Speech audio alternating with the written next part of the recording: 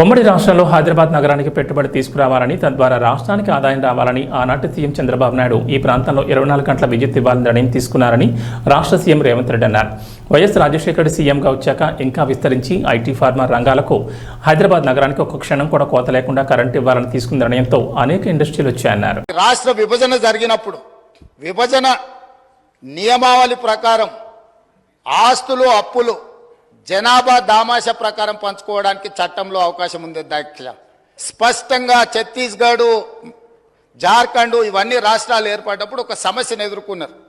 ఆనాడు దిగ్విజయ్ సింగ్ గారు ముఖ్యమంత్రిగా ఉన్నప్పుడు చట్టంలో ఉన్న అంశం ఏంటంటే విద్యుత్తు ప్రాజెక్టులు ఏ ప్రాంతంలో విద్యుత్తు ఉత్పత్తి చేసే సామర్థ్యం ఉన్నదో అవి ఆ ప్రాంతానికే ఇచ్చేసే విధానం ఉంది చట్టంలో. తద్వారా నాడు మధ్యప్రదేశ్ సీరియస్ పవర్ క్రైసిస్ని ఎదుర్కొన్నది. ఉత్పత్తి చేసేటివేమో కొత్తగా ఏర్పడ్డ రాష్ట్రానికి వెళ్ళిపోయినాయి. వినియోగం మొత్తం మధ్యప్రదేశ్లో ఉండడం వల్ల చాలా తీవ్రమైన విద్యుత్ సంక్షోభాన్ని ఎదుర్కొన్నది. అదే సందర్భంలో ఉమ్మడి రాష్ట్రంలో కిరణ్ కుమార్ రెడ్డి గారు కటెపుల పట్టుకొని మొత్తం ఇవన్నీ చెప్పిండు. విడిపోతే తెలంగాణ చీకటి అయిపోతుంది, ఎందుకంటే నియమావళి ఇట్లు ఉన్నది కాబట్టి ఇది అటు పోతుందని.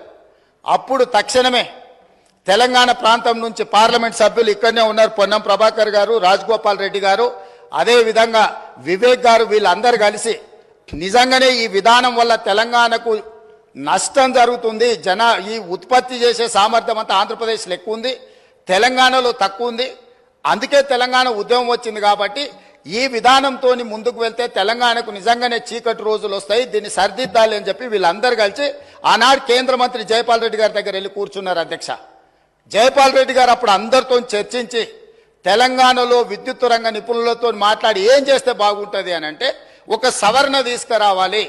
ఏంది? ఉత్పత్తి ప్రాతిపదికన విభజన జరగకూడదు, వినియోగం ప్రాతిపదికన విభజన జరిగినప్పుడు ఉమ్మడి రాష్ట్రంలో తెలంగాణ ప్రాంతానికి అత్యధికంగా ఏదైతే విద్యుత్ వినియోగం జరుగుతున్నదో వినియోగ ప్రాతిపదికన మనకు విభజన జరిగితే తెలంగాణకి ఎలాంటి ఇబ్బంది ఉండదు అని చెబితే హుటాహుటిన జైపాల్ రెడ్డి గారు సోనియా గాంధీ గారి దగ్గరికి, మన్మోహన్ సింగ్ గారి దగ్గరికి వెళ్ళి హైదరాబాద్తో కూడుకున్న తెలంగాణ రాష్ట్రం ఇచ్చిన మనం తెలంగాణకు విద్యుత్తు ఒకవేళ కొరత ఏర్పడితే తెలంగాణ రాష్ట్రం అభివృద్ధి కుంటుపడుతుంది, కుప్పగూలుతుంది అని చెప్పి జైపాల్ రెడ్డి గారు వెళ్ళి కన్విన్స్ చేసి రాష్ట్రం ఏర్పడిన తర్వాత స్పీకింగ్ ఆర్డర్ ఇప్పించండి. అధ్యక్ష విభజన చట్టంలో లేని, రాజ్యాంగంలో లేని ప్రత్యేకమైన మినహాయింపు ఒక్క తెలంగాణ రాష్ట్రానికి ఆనాడు ఇక్కడ ఉన్న ఎమ్మెల్యేలు ఆనాడు ఎంపీలుగా పోయి జైపాల్ రెడ్డి గారితో మాట్లాడితే జైపాల్ రెడ్డి గారు కేంద్ర మంత్రిగా ప్రధానమంత్రి మన్మోహన్ సింగ్ గారిని, యూపీఏ చైర్పర్సన్ సోనియా గాంధీ గారిని ఒప్పించి వినియోగం ప్రాతిపదికన 53.46% అంటే దాదాపుగా 54% తెలంగాణ రాష్ట్రానికి, 46% ఆంధ్రప్రదేశ్ రాష్ట్రానికి. వాస్తవంగా ఉత్పత్తి సామర్థ్యం ప్రకారం చూసుకుంటే 36% తెలంగాణలో ఉండే, 64% ఆంధ్రప్రదేశ్లో ఉండే.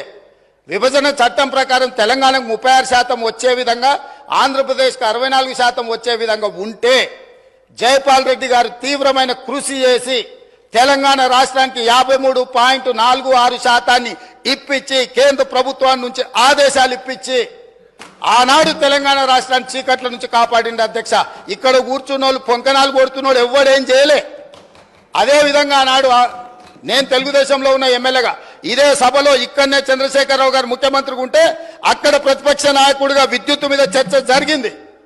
ఆనాడు సమాధానం చెప్పలేక తెలంగాణకు చీకటి రోజులని పేపర్లు కింద కొట్టి ఆనాడు స్పీకర్ గారికి ఇక్కడి నుంచి హుకుం జారీ చేసి మార్షల్స్ను పెట్టి నా నీడ్చి బయటపడేపించింది. అధ్యక్ష రికార్డులు తీయండి. 2014-15 సందర్భంగా ఆనాడు ఇదే సభలో జరిగిన చర్చలో చంద్రశేఖరరావు గారు ఏ విధంగా సభను తప్పుదో పట్టిస్తుండు, ఏ విధంగా ప్రజల్ని మభ్యపెడుతుండు, ఏ రకంగా కాంగ్రెస్ పార్టీ ఆ రోజు నేను తెలుగుదేశంలో ఉన్నా నేను స్పష్టంగా చెప్పిన ఆ రోజు రికార్డులు తీయండి. అధ్యక్ష